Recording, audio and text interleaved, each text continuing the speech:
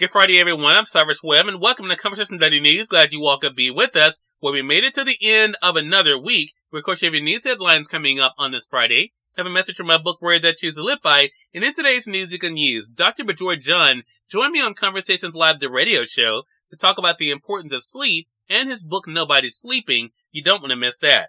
Enjoy today's broadcast. For Conversation Daily News, I'm Cyrus Webb with your Friday headlines. In national news, Biden tells Israel's Netanyahu future U.S. support for war depends on new steps to protect civilians. President Joe Biden issued a stark warning to Israeli Prime Minister Benjamin Netanyahu on Thursday that future U.S. support for Israel's Gaza war depends on the swift implementation of new steps to protect civilians and aid workers. Biden and Netanyahu roughly 30-minute call just days after Israeli airstrikes killed 7 food aid workers in Gaza added a new layer of complication to the leaders' increasingly strained relationship. Biden's message marks a sharp change in his administration's steadfast support for Israel's war efforts, with the U.S. leader for the first time threatening to rethink his backing if Israel doesn't change its tactics and allow much more humanitarian aid into Gaza.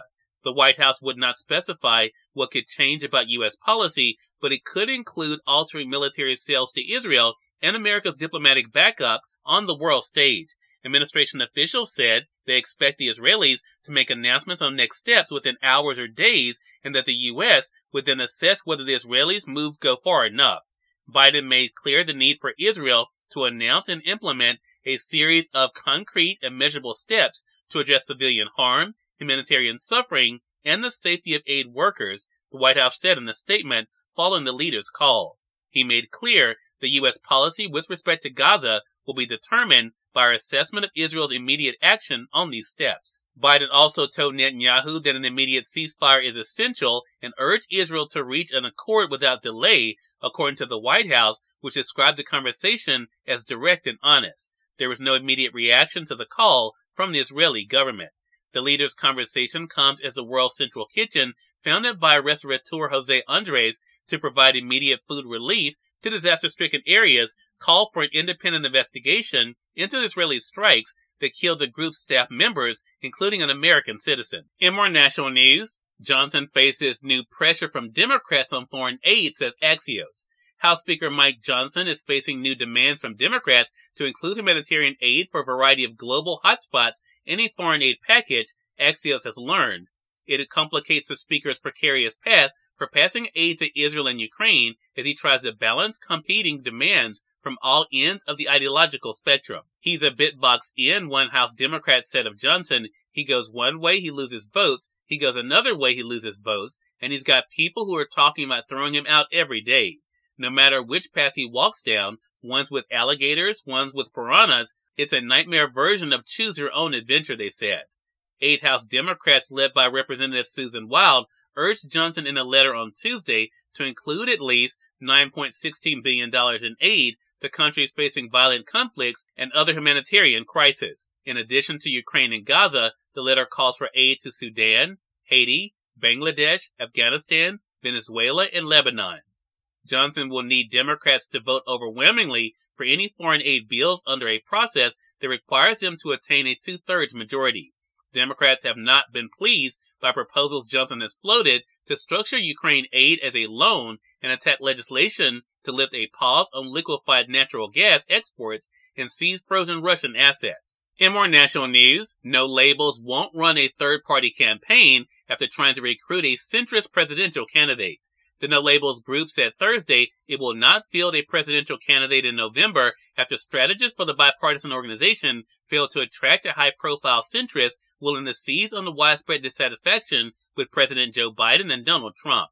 No Labels has always said we would only offer our ballot line to a ticket if we could identify candidates with a credible path to winning the White House, Nancy Jacobson, the group's CEO, said in a statement sent out to allies.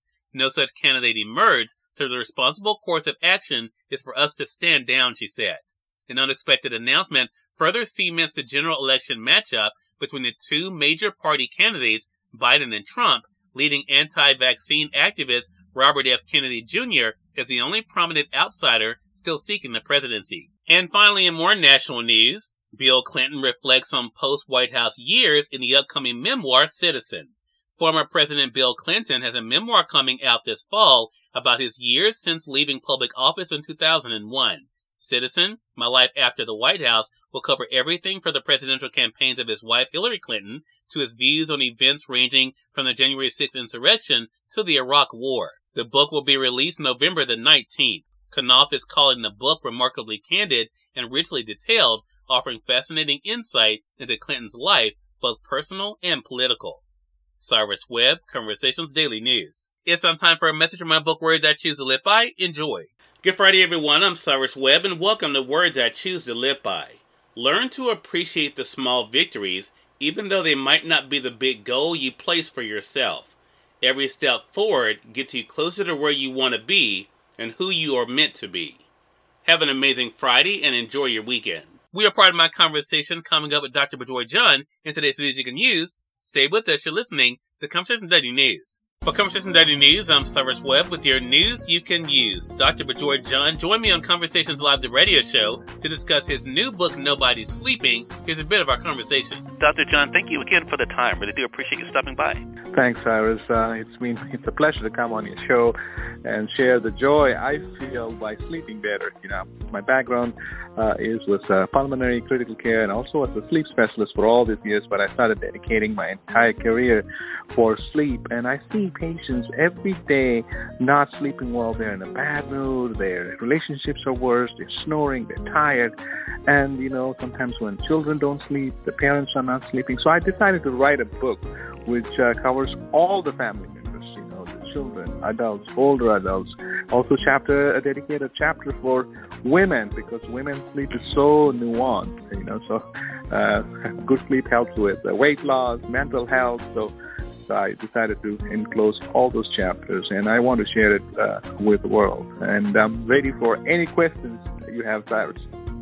Yeah, and that's what I love about this. As I mentioned, congratulations again on it being a #1 new release on Amazon. We're going to remind our audience how they can be able to get the book for themselves. So, Dr. John, for you, I love the fact that as I was reading the book, and I shared with you, getting sleep is not a problem for me. My problem has been I'm so excited about life, so excited about the day that I don't sleep what people consider enough.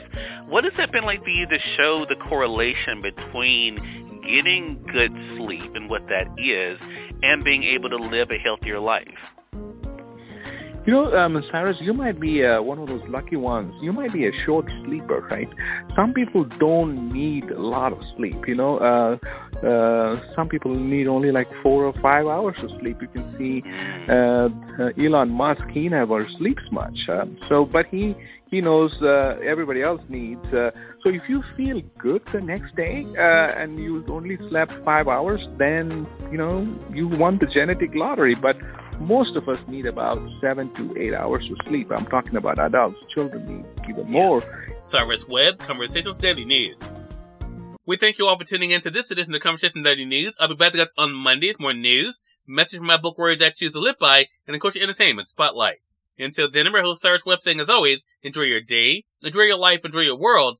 Thank you all for choosing Conversation Daily News today. Now let's go make today amazing. Take care.